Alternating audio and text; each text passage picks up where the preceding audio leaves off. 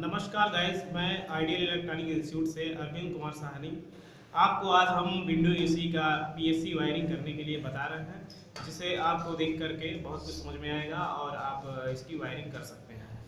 तो इसके लिए हमें जिन जिन चीज़ों की आवश्यकता होती है वो ये हमारे सामने हैं।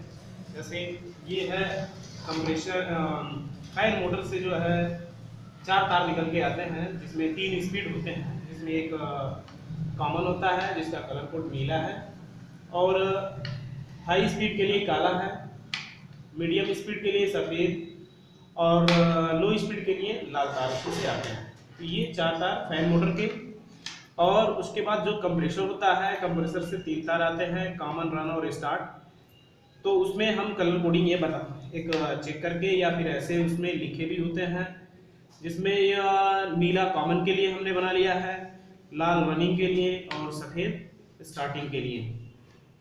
उसके बाद स्विंग मोटर जो होते हैं उसमें से 2 तार आते हैं, एक न्यूट्रल के लिए और एक फेस के लिए, जिसमें कलर कोडिंग की कोई आवश्यकता नहीं है, किसी में न्यूट्रल और किसी में फेस दे सकते हैं। तो हमारे पास इसको ज्वाइनिंग कनेक्शन के लिए कंप्रेसर के लिए एक कैपेसिटर होगा जो रनिंग कैपेसिटर है यह, और ये रनिंग कैपेसिटर का मान एसी की कैपेसिटी के अनुसार जो भी होगा उसको हम उसमें लगाएंगे। तो कंप्रेसर में हम इसको रन और स्टार्ट पर इसे डायरेक्ट कनेक्ट कर देते हैं। कनेक्शन लूज नहीं होना चाहिए, अन्यथा ये चलते समय स्पार्क करके जल जाएगा। अब हम इसे सप्लाई करने के लिए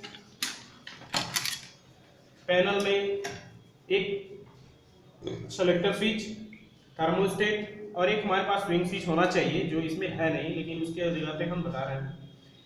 हमारे पास जो सप्लाई आती है न्यूट्रल और फेस के लिए मेन लीड, वो हमारे पास ये है।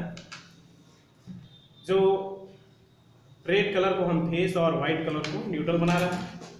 PSC wiring, permanent split capacitor wiring में न्यूट्रल की सप्लाई पहले शब को हम डायरेक्ट जोड़ते हैं, जिसके लिए ये न्यूट्रल आया, और फैन मोटर को, कंप्रेसर को और स्विंग मोटर को हम डायरेक्ट यहाँ जोड़ करके टेप मार देते हैं अच्छी तरह से। चाहे तो उसको सोल्ड कर दें।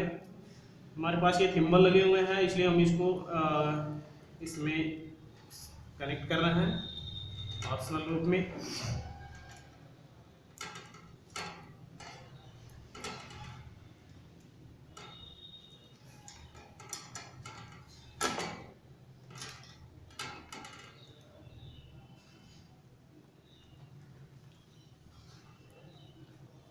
ये हो गया आपका न्यूट्रल की सप्लाई, जो हम इसको अच्छी तरह से ज्वाइंट करके टेप मार देते हैं।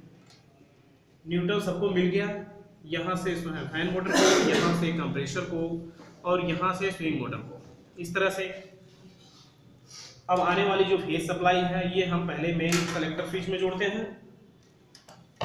सेलेक्टर स्विच में ये 4 पॉइंट हैं, इनकी नंबरिंग है 1, 4, 2, 3, जिसमें से 4 नंबर कंप्रेसर के लिए होता है।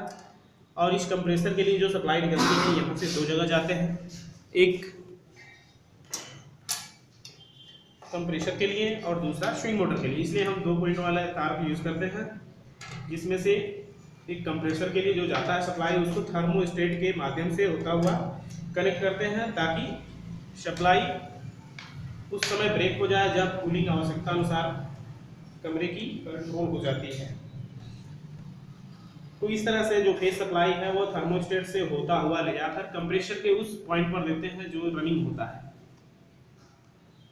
हमने रनिंग तार लाल कलर बनाया है, इसलिए हम सप्लाई जो है इसके रन यानी लाल पर देते हैं, जो रन पे डायरेक्ट चला जाता है और स्टार्ट पर कैपेसिटर के थ्रू स्टार्ट बन के जाता है और कंप्रेसर स्टार्ट होकर के चलता है। स्विंग मोटर को जो सप्लाई है न्यूट्रल यहाँ से डायरेक्ट है, और फेस जो है ये थर्मोस्टेट के जो 4 नंबर से निकला है वो यहाँ पर एक स्विच लगा करके हम जोड़ देते हैं। यानी यहाँ एक जो स्विच होना चाहिए, जो हमारे पास इस समय नहीं है। आप इसको ऑप्शनल में कहीं उसमें होगा उसमें लगा सकते हैं। दूसरा, कंप्रेसर की वायरिंग, स्विंग की वायरिंग कंप्लीट हो गई। अब फैन मोटर है जिसमें न्यूट्रल डायरेक्ट मिल चुका है, फेस इन तीनों पर क्रमशः इस स्विच के माध्यम से मिलता है, जिसमें काला हाई है और लाल लो है, सफ़ेद मीडियम है। तो इसमें लो के लिए 1 नंबर, मीडियम के लिए यहाँ 2 नंबर है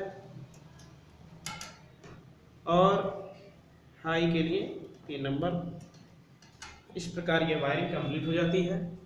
जब भी हम स्विच को ऑन करते हैं पहली बार तो ये मीडियम वाले से एक सप्लाई निकलती है जो केवल फैन मोटर को प्राप्त होता है और फैन चलता है। दूसरी बार सेलेक्ट करते हैं तो यहाँ 4 और 1 से सप्लाई निकलती है जिससे कंप्रेसर और फैन की स्पीड लो हो जाती है।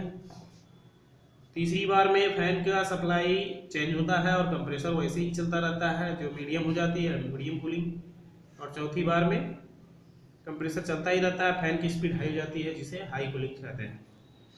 और इस प्रकार इसकी वायरिंग कंप्लीट हो जाती है। धन्यवाद।